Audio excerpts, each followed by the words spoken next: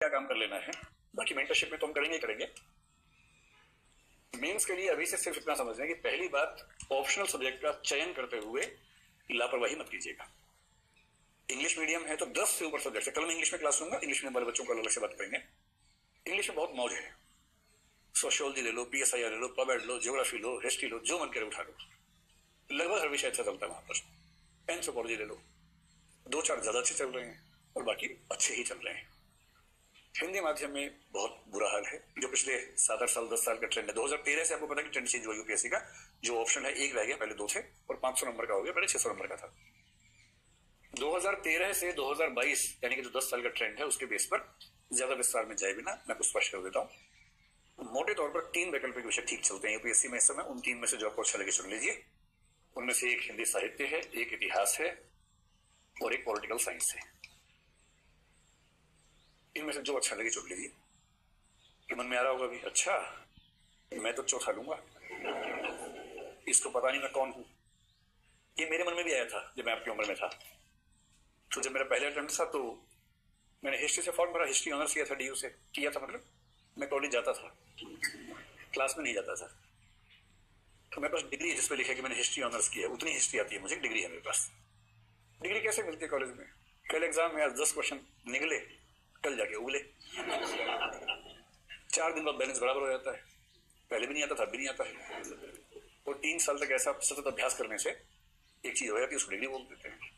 तो मेरे पास डिग्री है हिस्ट्री ऑनर्स की, और मैं अपने कॉलेज का टॉपर था। हाँ, और मेरे कॉलेज के टॉपर होने में मेरी भूमिका बिल्कुल नहीं थी, बाकी सबकी भूमिका थी। उन सबने पूरा प्रयास किया क्योंकि नंबर इतने कम आए कि मेरे जो थोड़े से नंबर थे वो भी टॉप मार्क्स मान लिए जाए। तो मेरी भूमिका उसमें एकदम नहीं। तो खैर, इस गलत फहमी में आप भी ना रहे कि आपकी डिग्री है तो उसकी बहुत वैल्यू होगी। यूपीएससी में इस बात से बहुत फर्क नहीं पड़ता कि डिग्री आपकी क्या कहती है। तो हिंदी साहित्य, इतिहास, पोल साइंस। मैंने इतिहास से फॉर्म भरा, फिर एक विषय मेरे हाथ में आ गया, बड़ा प्यारा सा क्यूट सा विषय था। इंग्लिश मीडियम में सबसे अच्छा विषय आजकल चलता है, हिंदी में तबाही बचा रखी है। तो मैंने पढ़ा, मैंने कहा बड़ा अच्छा विषय है, ये रखते हैं। तो मुझे किसी ने समझाया था कि देखो ये विषय ठीक नहीं है, मत रखो।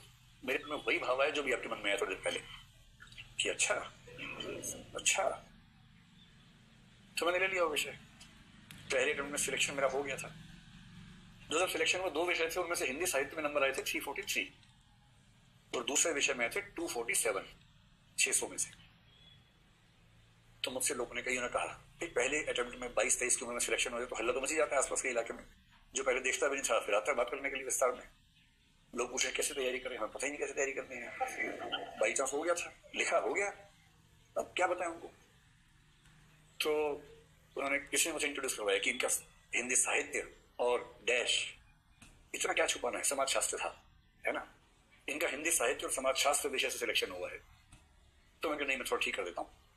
मेरा हिंदी साहित्य की वजह से और समाज शास्त्र के बावजूद सिलेक्शन हुआ है। बात स्पष्ट रहनी चाहिए, कंफ्यूजन नहीं होना चाहिए। तो इस कंफ्यूजन में 50 वर्ड लेंगे फिर जीनोसाइड हो गया बिना बात के, क्या मतलब है।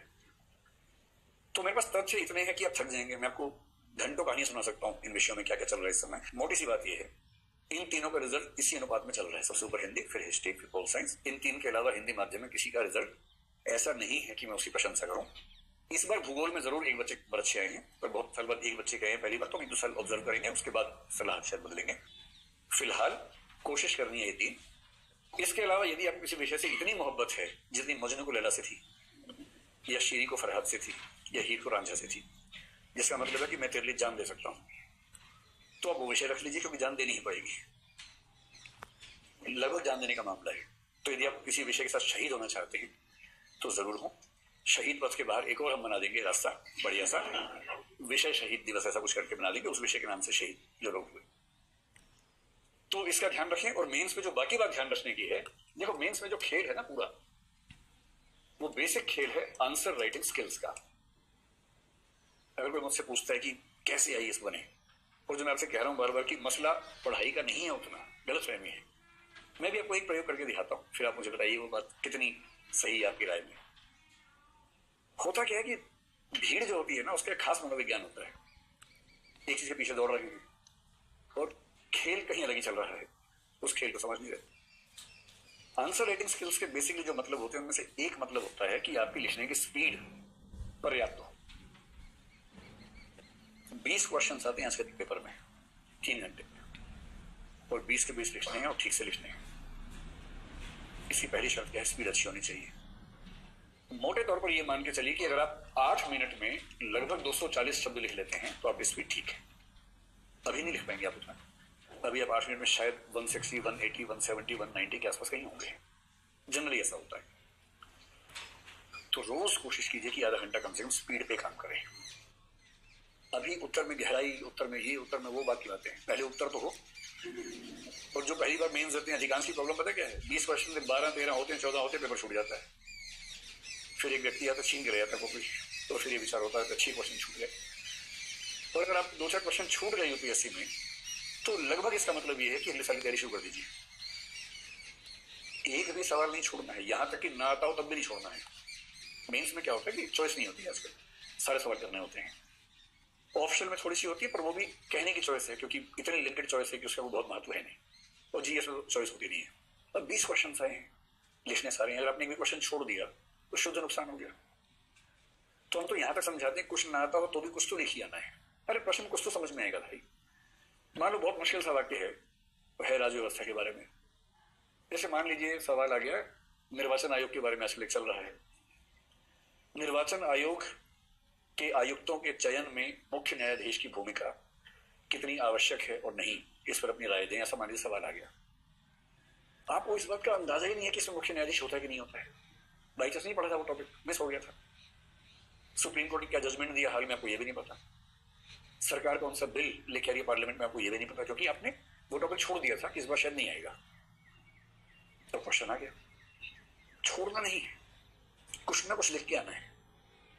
क्योंकि अगर एग्जामिनर आपके उत्तरों से खुश होगा तो वो चाहेगा कि आपको नंबर थोड़े से दे दे। और जब नहीं पता तो थोड़ा वेग लिखना है इस भाषा में कि कुछ समझ में ना आए। कोई दावा नहीं करना है।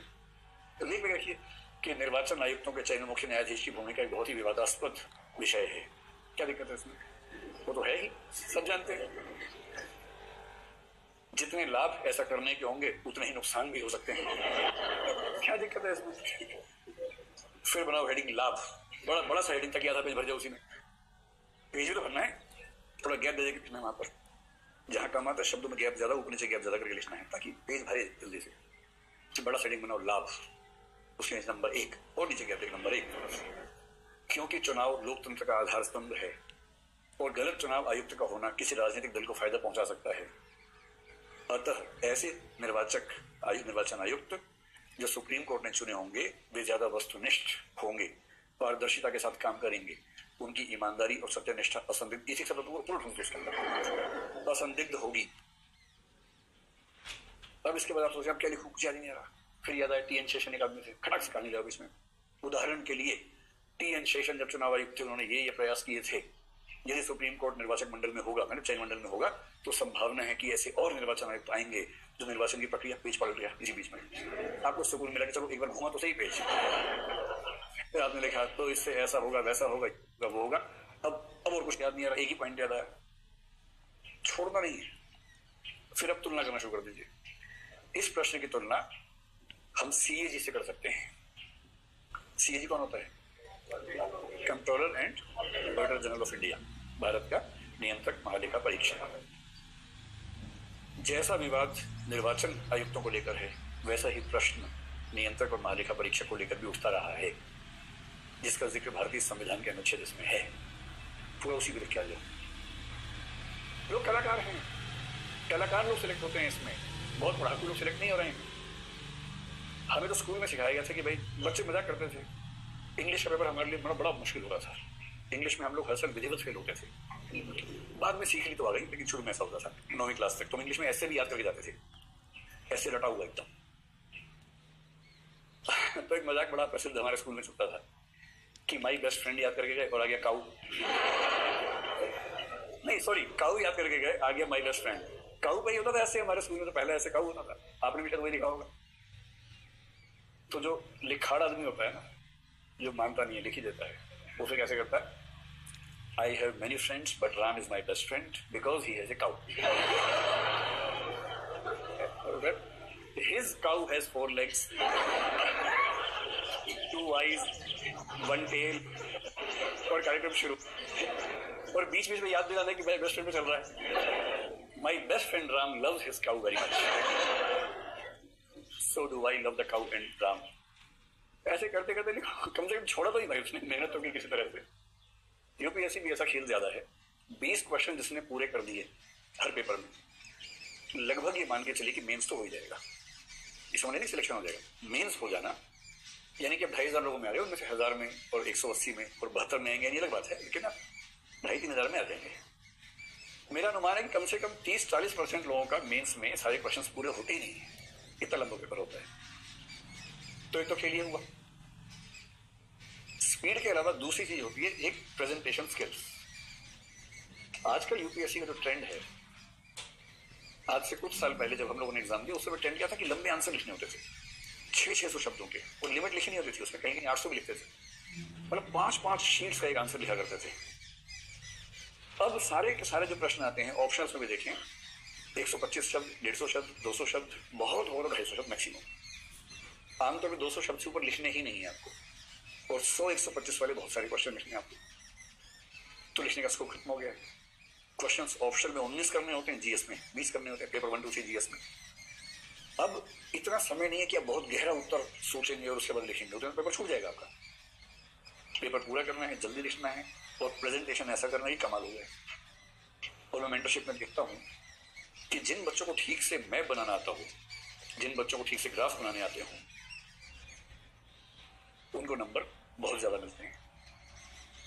तो अभी जैसे आप शुरुआत कर रहे हैं, तो कोशिश क्या करनी है कि भारत का नक्शा ठीक से बनाना सीख लीजिए, जो देख के एक तो पहचान में आ जाएगी भारत ही है, और सिर्फ पहचान में मैं परीक्षा कैसे दाएं बाएं अलग तो रहा है, पता नहीं है, ये नहीं, सुंदर सा बने, देख के मजा आए कि अरे यार कितना बढ़िया है। परीक्षक लेंस मंगवा के देख रहे कि छापा हुआ कि बनाया है, ऐसे सबको दिखा रहा है, तुम भी देखो देखो कैसा बनाया बच्चे ने, सब कह रहे पता नहीं छापा है कि बनाया है। फिर अंतिम फैसला किया पंचायत ने कि बनाया ही है, ऐसा बनाना है। और पूरे पेपर जीएस पेपर 1, 2, 3 में 20-20-20-60 प्रश्नों में से कम 5-6 प्रश्न हर पेपर में ऐसे होंगे जहां आप नक्शा बना सकते हैं। कहीं केवल दक्षिण भारत का बना दिया, कहीं केवल जम्मू कश्मीर, कहीं केवल नॉर्थ ईस्ट बनाया, और कोई स्पेसिफिक प्रश्न ऐसा है, कहीं डेटा बेस्ड क्वेश्चन है, महिलाओं के विरुद्ध अपराधों के आंकड़े पूछ लीजिए, मान लीजिए पूछे हैं, तो ग्राफ बना दीजिए कि पिछले साल इतना था, इस साल इतना है, या 2 साल पहले इतना था, ग्राफ के फॉर्म में। तो कहीं नक्शे के रूप में, जैसे अगर आपको पूछें कि भाई जो न्यूक्लियर पावर हमारा है साउथ इंडिया में ही क्यों जनरेट होता है, मानसून का पूछें, तो जितना हिस्सा भारत की पूरा बनाइए, और कहीं कहीं पूरा बना दीजिए। अगर पूछे आंकड़े किसी चीज को लेकर, तो वैसे आंकड़े दिखाइए कि पिछले 5 साल में 6 साल में कैसे चीजें बदली। बजट का डिवीजन दिखाना हो तो पाई डायग्राम में दिखा दीजिए कि इतना हिस्सा हमारे बजट का जैसे डिफेंस में जाता है, मतलब इतना कर लें, और किस किस क्षेत्र में कितना कितना हिस्सा जाता है, और कैसे अपने चीज को एक वैकल्पिक व्यवस्था के रूप में कन्वर्ट कर सकते हैं। अगर आपको ये कलाकारी करनी आ गई और 20 क्वेश्चन पूरे कर दिए, तो मैं फिर कह रहा हूं कि मेंस पढ़ाई का मामला कम है, मेंस परफॉर्मेंस का मामला ज्यादा है मेंस में।